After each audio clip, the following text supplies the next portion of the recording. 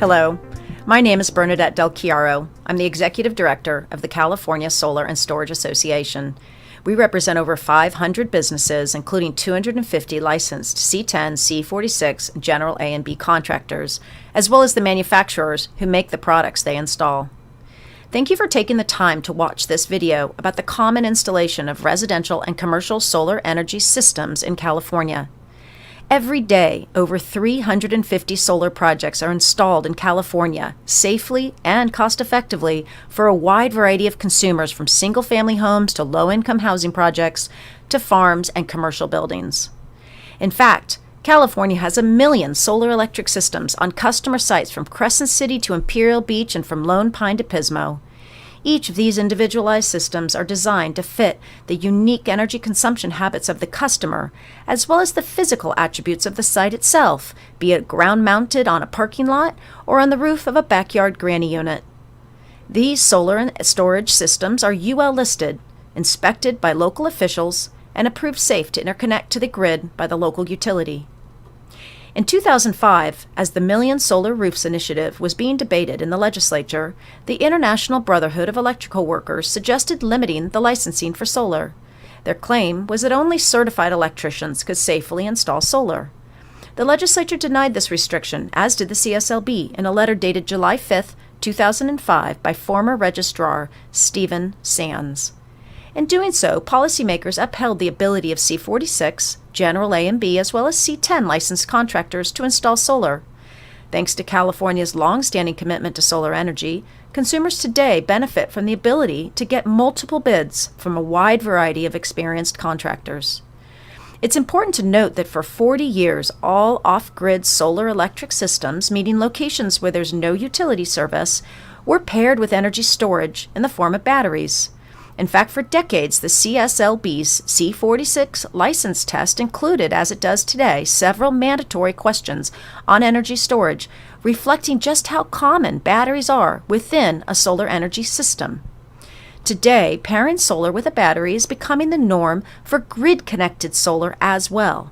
This is due to changes in rate structure, the need to make solar work at night to meet the state's climate goals, consumer demand for reliable energy, and the lowering costs of energy storage.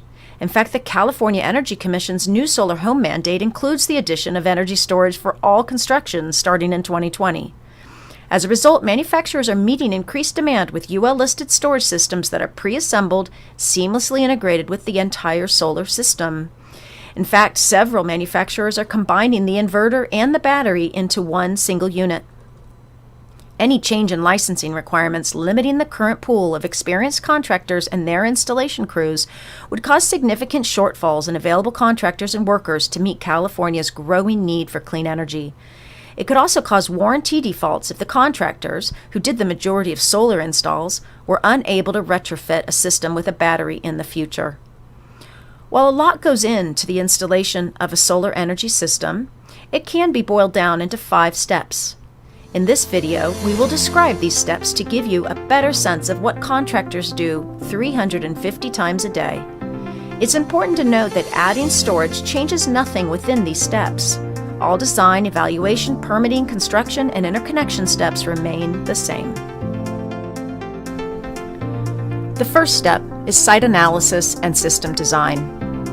It includes determining the physical layout of solar panels on a roof or on the ground, as well as the location of the inverter, storage device, and other ancillary equipment, and the overall system's proximity to the point of interconnection with the electric grid. It includes performance modeling based on the orientation, location, and shading of the photovoltaic panels, among other details. The contractor then takes data on the energy consumption habits of the customer and combines it with local utility rate structures to determine the optimal location, size, and type of solar and storage system for that individual consumer. The second step is contracting and permitting. It involves finalizing the contract with the customer, determining proper financing, and submitting thorough engineering and design plans to the local building department to get permission to begin construction. In addition to manufacturer-provided safety features, such as UL listings, the local building department ensures that the system is designed to meet current national electrical codes as well as local building, fire, and safety codes. Whether the customer is installing a solar-only system or a solar and storage system, this step remains the same, with the contractor designing and submitting a single set of plans for the combined system. With permit in hand, the contractor is ready to build the solar and storage system for the customer. As you will see in this video, installing a solar and storage system is inherently a multi-craft effort. The projects start with evaluating the site for safe working conditions, installing roof anchors and fall protection devices, and marking potential hazards. The next steps are installing roof attachments and racking for rooftop solar systems, or drilling ground screws and attaching racking for ground-mounted systems. This work may also include constructing a cement pad for large storage units, or preparing for the mounting of the inverter, battery, and other communications and monitoring devices to the wall of a building. Once all the components, from the modules to the telecommunications devices, are installed, the next step is to wire them all together and connect them to the customer's electrical panel. Whether the solar and storage system is for a small home or a large farm, these physical installation steps are largely the same. Once the physical construction is complete, the solar and storage system is ready for local inspection and utility interconnection. The building department comes out and inspects the entire system, making sure it adheres to local safety, structural, fire, and electrical codes for that area, be it snowy Lake Tahoe or sunny Palm Springs. Once a system has passed inspection, the contractor files paperwork with the local electric utility to request that the system be turned on or interconnected. If incentives are available, such as rebates, the contractor applies for them at this point. The fifth and final step is focused on customer orientation and satisfaction.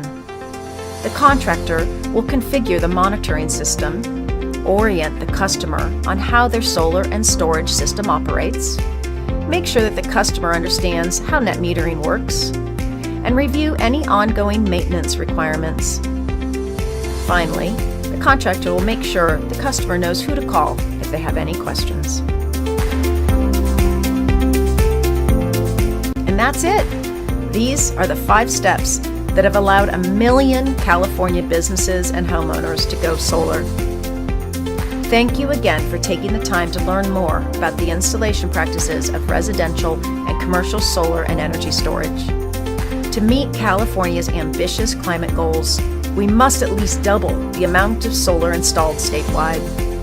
Our solar contractors, electrical contractors, and general builders are an important part of California's clean energy future, installing customer-sided solar and energy storage systems safely and cost-effectively, just as we have done for over 40 years. If you have any questions, please feel free to contact me at the information that appears on your screen. On behalf of the California Solar and Storage Association, I again thank you for watching this informational video.